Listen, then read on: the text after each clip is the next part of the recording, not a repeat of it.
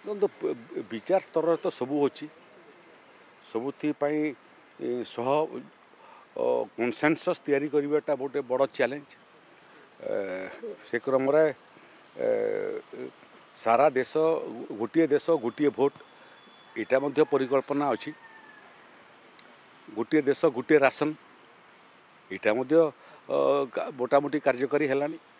ତେଣୁ ଯେତେ ବି ଯୋଜନା ହେଉଛି ତାକୁ ପାନ୍ ଇଣ୍ଡିଆ କରିବା ପାଇଁ ସର୍ବଭାରତୀୟ ସ୍ତରରେ ଯେହେତୁ ଗୋଟିଏ ଦେଶ ଯୋଜନା ମଧ୍ୟ ସମସ୍ତଙ୍କ ପାଇଁ ଗୋଟିଏ ଗୋଟିଏ ତାକୁ ସବୁ ସମାହିତ କରିକି କନଭର୍ଜେନ୍ସ କରିବା ପାଇଁ କେନ୍ଦ୍ର ସରକାର ଯୋଜନା କରୁଛନ୍ତି। ଏଥିରେ ଜନମତ ତିଆରି ହେବ, ପଲିଟିକାଲ ପାର୍ଟି ମାନଙ୍କ ସାଙ୍ଗେ କଥାବାର୍ତ୍ତା ଆରମ୍ଭ ହେବ, ଷ୍ଟେକ୍ ହୋଲ୍ଡର ମାନଙ୍କ ସାଙ୍ଗରେ ତାଙ୍କର ମଧ୍ୟ ପରାମର୍ଶ ନିଆଯିବ ଏବଂ କିଛି ଯଦି କନସେନ୍ସସ୍ ତିଆରି ହୁଏ ତାହେଲେ ତା କାର୍ଯ୍ୟକାରୀ ମଧ୍ୟ ଆଗକୁ ହେବ।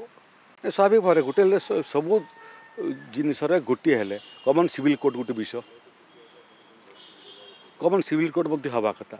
କାହିଁକି ଗୋଟିଏ ଦେଶ ଗୋଟିଏ ଆଇନ ଗୋଟିଏ ନୀତି ଗୋଟିଏ ପଲିସି କାହିଁକି ହେବ ନାହିଁ? ତେଣୁ ଭାରତବର୍ଷର ଖାଲି ବୈଚିତ୍ର୍ୟ ଏଇଟା ଯେ ଏଥିରେ ଥରେ ସାମୂହିକତା ନିର୍ମାଣ କରିବା ପାଇଁ ସମୟ ଲାଗିଥାଏ ଏବଂ ଭିନ୍ନ ମତ ପ୍ରକାଶ ପାଇବାଟା ମଧ୍ୟ ସ୍ୱାଭାବିକ କଥା। ସେ କ୍ରମରେ ଯେଉଁଟାର ସାମୂହିକତା ପ୍ରକାଶ ପାଏ ତାକୁ କାର୍ଯ୍ୟକାରୀ କରିବା ପାଇଁ ବିଳମ୍ବ ହୁଏନି, ଯେଉଁଟା ସାମୂହିକତାରେ ବିଳମ୍ବ ହୁଏ ଟିକେ ସମୟ ଲାଗିଥାଏ।